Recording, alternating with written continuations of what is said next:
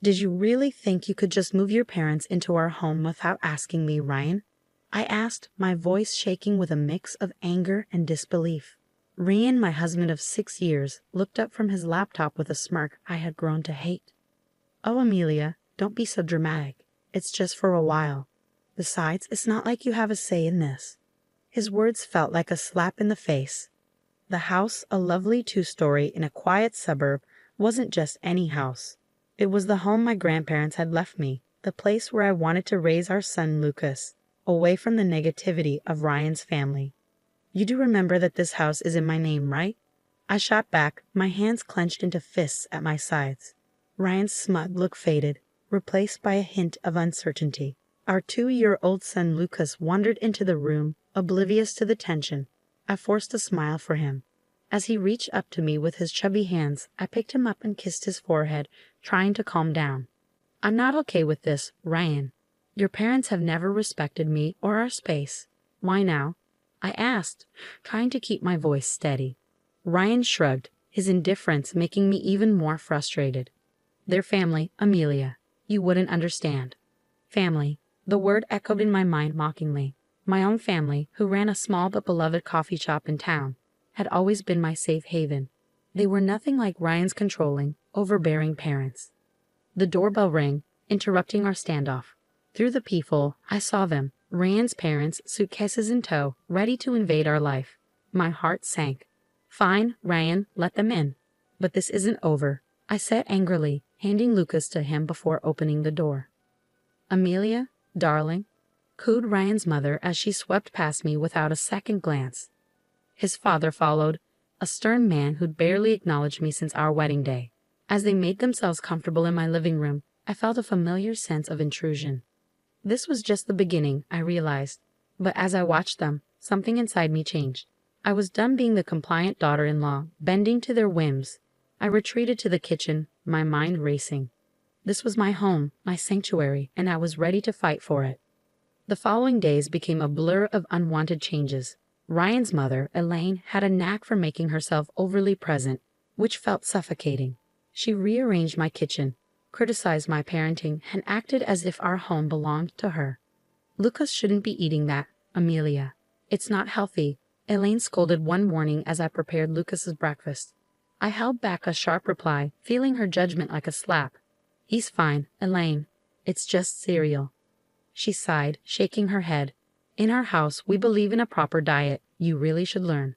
Her remarks felt like tiny jabs, wearing down my patience. Ryan, as usual, was no help, lost in his work and unaware of the growing tension. One evening, as I was putting Lucas to bed, Elaine barged into his room. He's still not sleeping through the night. You must be doing something wrong. Her words felt like a slap, making me doubt my abilities as a mother. I'm doing my best, I snapped back, unable to hide my frustration. Elaine's eyes narrowed. Clearly, your best isn't good enough. Maybe if you had a real job and some structure in your life. Anger surged through me. This is my house, Elaine. You're a guest here, remember that. Her laugh was cold. Oh dear, Ryan never mentioned how delusional you are. This is his house too, and as his mother, I have every right to be here. The next day, I reached my limit. I found Elaine in Lucas's room, going through his drawers. What do you think you're doing? I demanded, my voice shaking with anger. I'm just organizing. This room is a mess, she replied, not even bothering to look at me. That's it.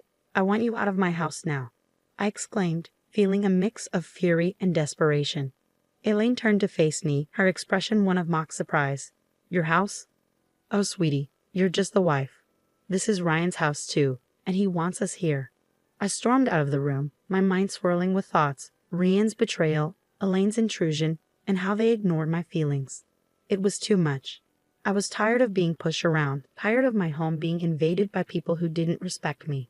That night, as I lay in bed, a plan started forming in my mind.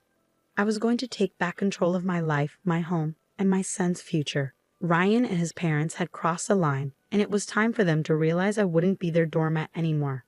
The fight was just beginning, and I was ready. A few days later, Ryan dropped a bombshell during an already tense dinner.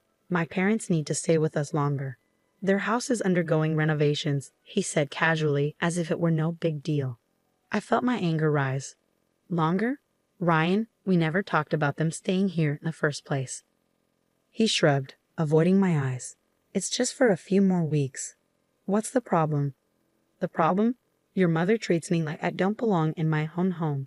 I snapped, frustration boiling over. Elaine, overhearing us, chimed in with her usual condescending tone. Amelia, you're overreacting. We're family. You should be more understanding. That night, sleep escaped me. Their words kept replaying in my mind, fueling a growing determination. I wasn't going to let them control me anymore. It was time to take a stand. The next morning, I called my brother Alex, who had always been there for me. They're taking over my life, Alex. I can't handle it anymore. I confessed, holding back tears. Alex's voice was strong and supportive. Amelia, you have to stand up for yourself. Don't let them push you around. It's your house, your rules. His words gave me the courage I needed. I decided to talk to Rayan, but this time, I would be prepared.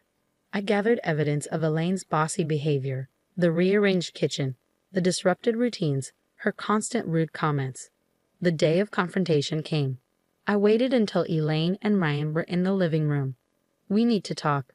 Now, I declared, my voice steady despite the turmoil inside me.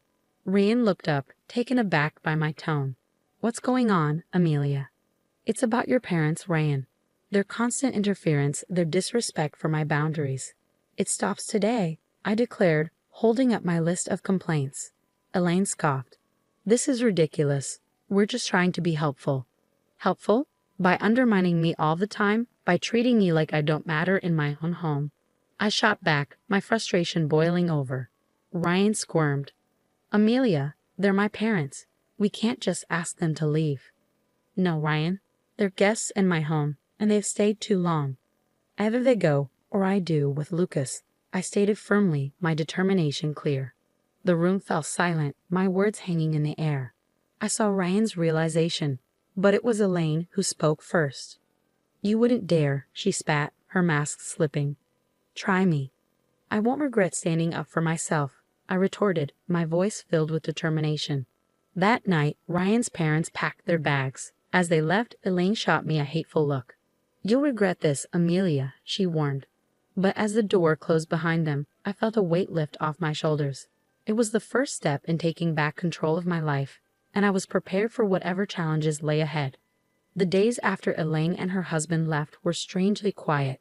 Ryan's attitude towards me became cold and distant, our interactions minimal and strained.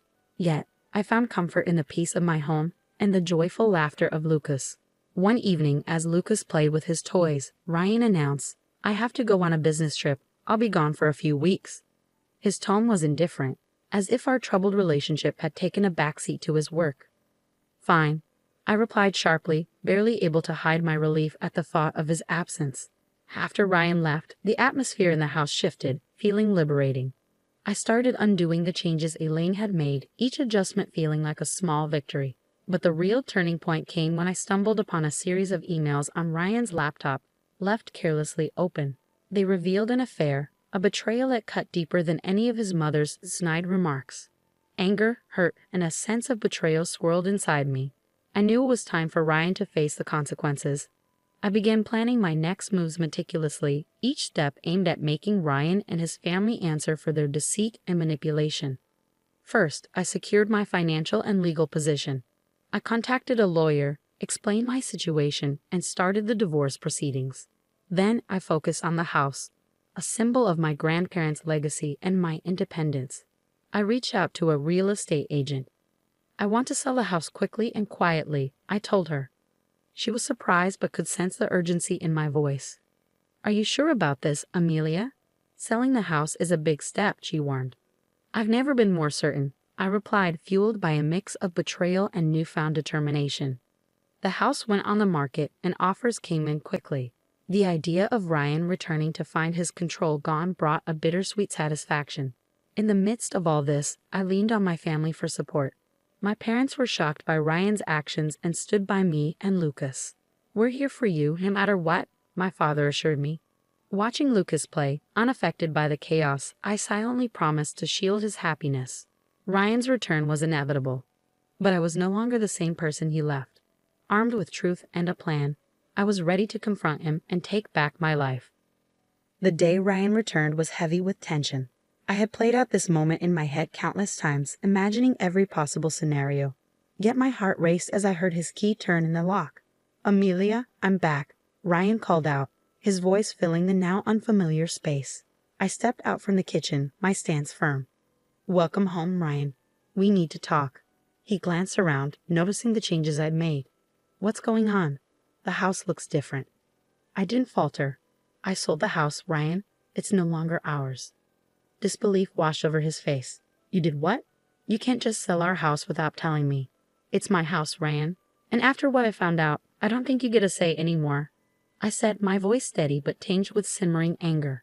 He scoffed, trying to regain control. "What are you talking about?" "The affair, Ryan. I know everything," I revealed, watching as his facade crumbled. His attempt to deny it was feeble and short-lived. "Amelia, it's not what you think." "I think it's exactly what it looks like. You betrayed me, our family," I retorted, the hurt clear in my voice. Ryan's expression shifted from shock to anger. "You're overreacting. We can fix this." "There's no we anymore, Ryan. I filed for divorce," I declared, handing him the papers. The ensuing conversation was a blur of accusations and denials. But I stood my ground. The man I married was gone, replaced by a stranger driven by selfish desires. As he stormed out, vowing to contest the divorce, I felt a mix of freedom and apprehension. I had taken the first step toward a new life, but the fight was far from over. In the following weeks, our situation became public. Ryan's once imposing parents were now entangled in their son's mess. Their attempts to reach out were met with silence. I had cut ties with them, focusing solely on Lucas and finalizing the divorce. The day of the court hearing arrived. Ryan looked defeated, the consequences of his actions finally sinking in. As the judge granted the divorce and custody of Lucas to me, I felt a sense of justice. Ryan's plea for reconciliation after the hearing fell on deaf ears. "You made your choice, Ryan. Now you have to live with it," I said, turning away from him for the last time. News of our divorce and Ryan's affair spread, tarnishing his reputation and relationships. His once proud and judgmental parents found themselves shunned by those who had once respected them. Walking out of the courthouse holding Lucas's hand, I realized this wasn't just an end, but a new beginning, a chance for me and my son to start fresh, free from deceit and manipulation. The future was uncertain, but it was ours to shape. Life after the divorce felt like stepping out of a long, dark tunnel into the light. I had regained control not just of the house, now sold, but of my life. Lucas, unaware of the grown-up troubles, flourished in the love and stability I provided. My days were busy but fulfilling, focused on rebuilding our lives and running the coffee shop, my sanctuary. The shadow of Ryan and his parents lingered, casting a pall over my life. One day, as I was closing the shop, Ryan appeared, looking disheveled and desperate, a stark contrast to the composed man I had once known. "Amelia, please, I need to talk to you," he pleaded, his eyes searching mine for a glimmer of the compassion we once shared. I hesitated, torn by conflicting emotions. "What do you want, Ryan?" "It's about the alimony and child support," he began, his voice filled with embarrassment. "I can't afford it. I lost my job because of the scandal. And my parents? They're struggling too." His words hit me like a cold shock. "That's not my problem, Ryan. You made your choices and now you have to face the consequences." "But Amelia, I have nothing left. Please, for old time's sake," he begged, his voice breaking with despair. I felt a pang of pity, but it was quickly overtaken by the memory of his betrayal. Old time's sake. Those times are gone, Ryan. You should have thought about the consequences before you cheated and lied. I turned to leave, but his next words stopped me in my tracks. "I'm sorry, Amelia. Truly, I am. I was a fool and I ruined everything. Please help me." For a moment, I glimpsed the man I once loved, vulnerable and regretful. But the pain he had caused was too deep, the betrayal too raw. "I'm sorry, Ryan, but I can't help you. You need to figure this out on your own," I said firmly, closing the chapter of our shared past for good. As I walked away, leaving Ryan standing alone, I felt a sense of closure. The journey had been painful, filled with betrayal and heartache, but it had led me to a place of strength and independence. Life moved on. Lucas grew, his laughter and curiosity bringing joy to our home. The coffee shop thrived, becoming a place of warmth and community.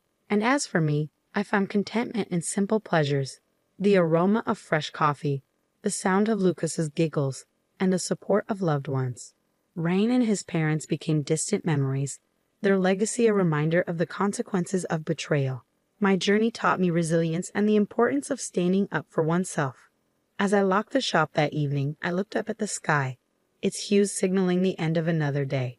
I smiled, holding Lucas's hand tightly. Our future was uncertain, but it was bright. We were moving forward, step by step, into a new chapter of our lives.